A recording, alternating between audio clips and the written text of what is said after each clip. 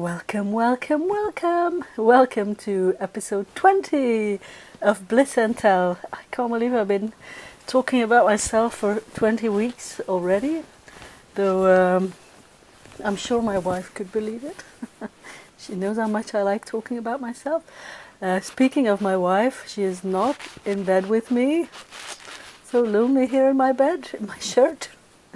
I was not able to convince her to do Bliss and Tell with me this week, but I'm working on her for episode 25, so I have 5 weeks to convince her, so we'll see.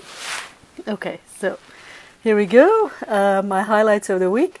I had one massive highlight, which is going to sound ridiculous.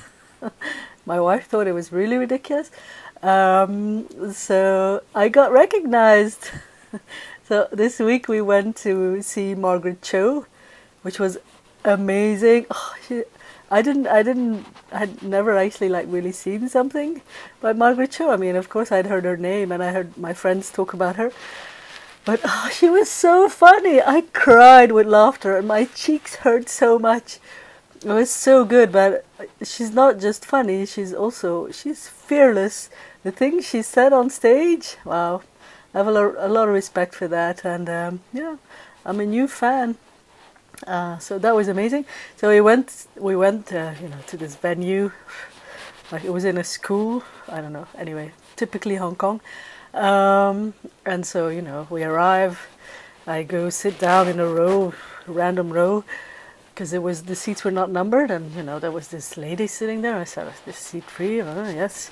I sit down next to her, and I was sitting next to her for a while, and then she goes, "Can I ask you a question?" I said, "Yeah." "Is your name Harper?" I said, "Sometimes." And then she said, "Yeah, I read so many of your books." So I got recognized. But of course, we must put this into perspective, because Hong Kong, especially LGBT Hong Kong, is very small. So but yeah, I didn't know lesbians in Hong Kong read my books. Didn't even know there were lesbians in Hong Kong. No, that's not true. There are, but you never see them. But they come out for Margaret Cho. So that was fun. That was my highlight of the week. It was fun. So yeah, work-wise, I haven't finished with The Road to You yet, because that's how it is.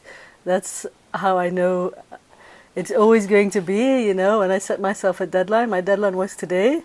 Today I did not do any writing, because at the end of the first draft, I always get this. Call it the fear of finishing, and I'm going to talk about it a little bit more later. But, I know this happens, right? So when I set my deadline, it's more like a soft deadline. So I know that I can stretch it. And I stretch my deadlines. I pad them. So I'm very good at deadline padding.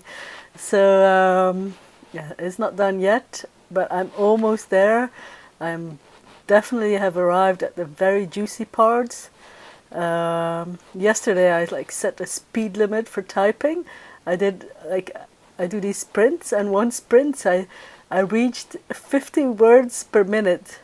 That's a lot. I never done 50 words per minute before. You should so because they were been waiting a long time to write this scene, right? So I mean, it's all going well. I haven't really had the shitty part, my book is shit and blah blah blah, has not really happened yet. But I need to finish it on Tuesday for sure. So I have 8,000 words left. It should be okay. It should be a problem. So because then I really need to get started on Far From the World We Know. Getting that ready for publication. So, but I might not have finished the first draft yet, but the cover is already done for The Road to You. I think my wife, she had this bout of divine inspiration, and then bam, she just made the cover just like that. And I love it. It's amazing, because sometimes she shows me something and I don't know, it's more like a feeling that you get that you can't really put into words why it doesn't work. But this one, I saw it and I was like, oh yes, that's it. So that's great. If you want to see it, it's on my Facebook page. So that's awesome. And then we also started plotting for my new series, which I have to start like really soon because that's my June release. I'm starting to feel like time is catching up on me with this challenge now because I had a good head start, right? But yeah, I can't write fast enough just yet. So anyway, we started plotting and we decided to set it in Sydney. Well, first we thought San Francisco, but I think because we recently went to Sydney and I loved it. Oh, I loved Sydney. I want to go back. I mean, I wish I was in Sydney right now instead of Hong Kong. Oh, it's so cold here. So it's going to be set in Sydney. And we started, talking about the characters and all of that, but can't say too much about that yet. Well, the working title is still The Cougars. I haven't come up with anything else yet. I hope to soon. So that's all good. Have one more week of plotting to go. Also, and I didn't know this because the company didn't notify me, but thanks to a reader, Gert, thank you very much. I found out that the release date for the audiobook of Seasons of Love is the 30th of April.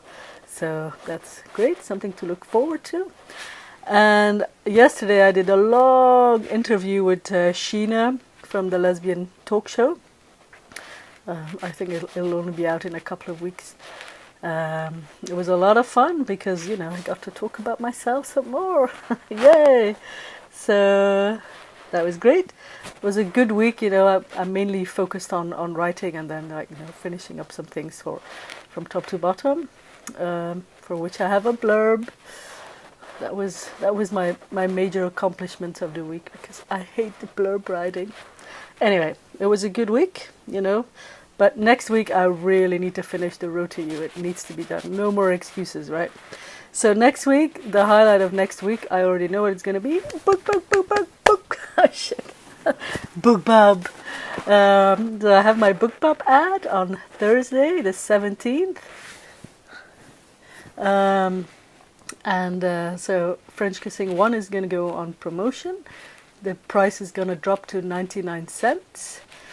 And that's going to be amazing. And I definitely hope that by then the first draft of The Road to You will have to be done because otherwise I'll go crazy. I'm sorry I'm a little distracted because I take this vitamin and then afterwards I start flushing bright red and I think it might start happening. So if I change color, don't worry. It'll go away, but I feel like my skin tingling and I should have waited to record this. Okay, I better do it fast. Shit. Okay, so BookBub next week. And then I have to start on Far From the World We Know, go over Cheyenne's edits. Okay, I think maybe I'm gonna have to pause because I cannot have this. Cannot do Bliss Tell looking like a tomato. Shit. Okay, let me continue a little bit longer and then I may have to pause. Let me at least get through what's coming up. So Caroline is going to start on the second draft of The Road to You. And then what we're also going to do is, as of next week, Once in a Lifetime is going to go wide, which means we're going to be distributing it to other channels than Amazon. So if you're not an Amazon reader and you haven't read Once in a Lifetime yet, this is good news for you. Okay, I'm gonna pause because, I'll be back. Hello, I'm back. I'm still a bit red, but it's alright. It's an effect of my B12 vitamin niacin. It causes the niacin flush. And I took it. I was stupid. I took it just before I started recording it, and sometimes I get it, and sometimes I don't. And today I did. So it was a bit. I mean, I can't really see on my screen, but I was really extremely red. Like you see, right behind me is my Kindle. I think I was the color of my Kindle cover. So anyway. What we have next is questions. Okay, we have a couple of questions. The first question is from Donna, who asked on Facebook, "What's your favorite restaurant in Hong Kong?" um, I was going to be snarky and I was going to say my kitchen, because my kitchen, because it's hard getting back into the flow of my episode. Um, Let me regroup, take a breath. I was going to say my kitchen because we've been cooking a lot, like we cook like definitely I think 90% of our meals now, whereas that not used to be the case, mainly also because in our previous apartment our kitchen was so small we had to put our oven in the living room, which is a bit ridiculous. Um, but yeah, my wife, she enjoys cooking as well. I enjoy cooking now as well, and since I started recording Bliss Tell I actually have lost 9 kilo, which is like 18 pounds or something. Can you tell? So anyway, my favorite restaurant in Hong Kong. I mean, there are so many. There are so many restaurants in Hong Kong. It's crazy. But when we go out to dinner, like when we go into town, the restaurant that we visit most these days is a Vietnamese restaurant, and then we have the beef pho. Oh, that is so good. But we like all sorts of restaurants. We like Sichuan, which is like really spicy Chinese.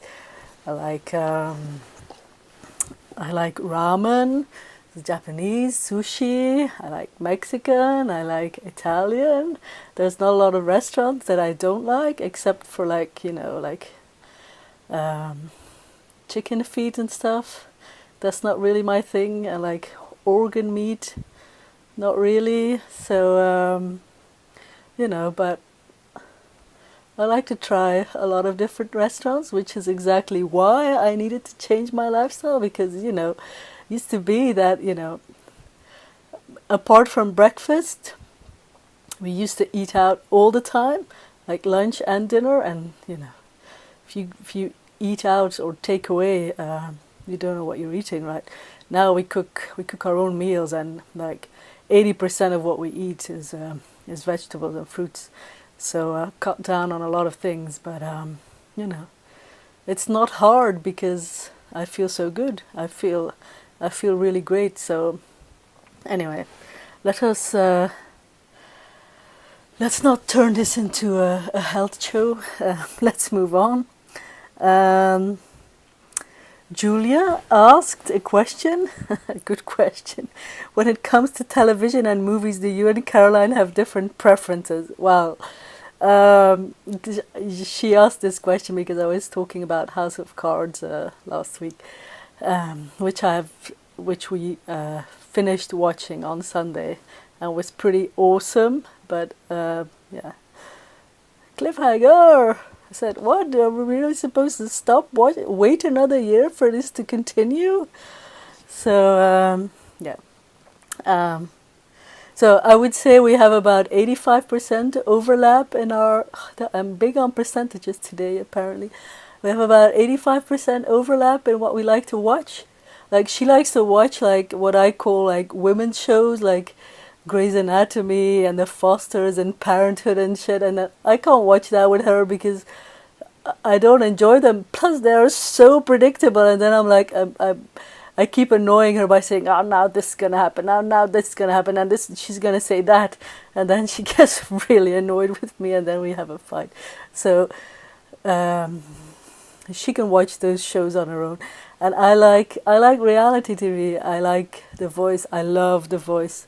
But actually, I haven't started watching the new season yet, because I have Netflix now, and there are only so many hours in the day, so it's a bit yeah. Where am I gonna find time to watch The Voice? So maybe I'll save them for when I'm on a long haul flight or something.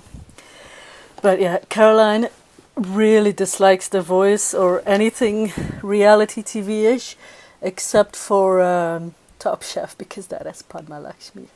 We watch that together. So yeah. So we do have, like we enjoy a lot of the same shows, but like Grey's Anatomy. I mean, who still watches that anyway? It's the same shit over and over again. So I hope that answers your question. I'm going to do one more, a question. What have I done? Sent by Gert. I can pronounce her name because we are both from Belgium. Hi, Gert. She sent me a bunch of questions actually, but I'm going to pick one today. And the question is, can you tell I'm a cold? I'm actually cold because it's like, I don't know, 15 degrees in this room, and I'm not wearing a blazer, which is my mistake. So let me try and get warm while replying to this question. And the question is, what is your biggest distraction besides the internet when you try to write, and what do you do to combat it?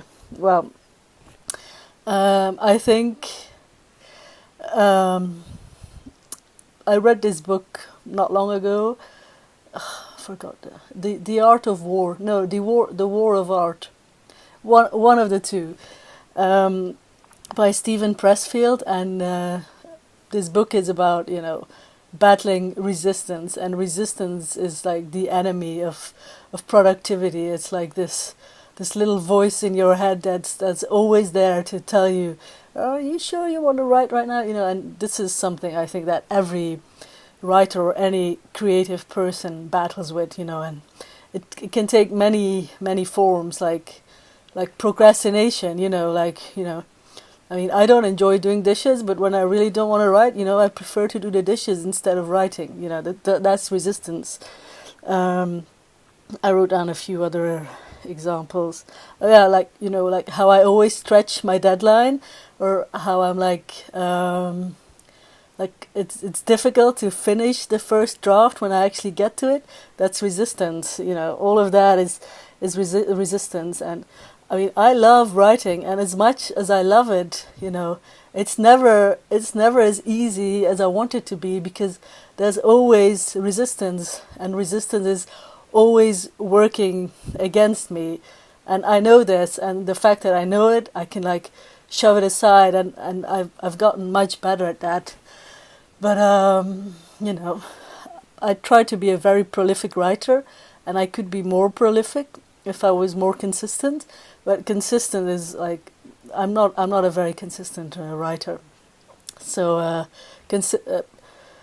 not being able to be consistent is also resistance. It's all resistance. It's all like that, that little voice, like which could also be called, my inner critic.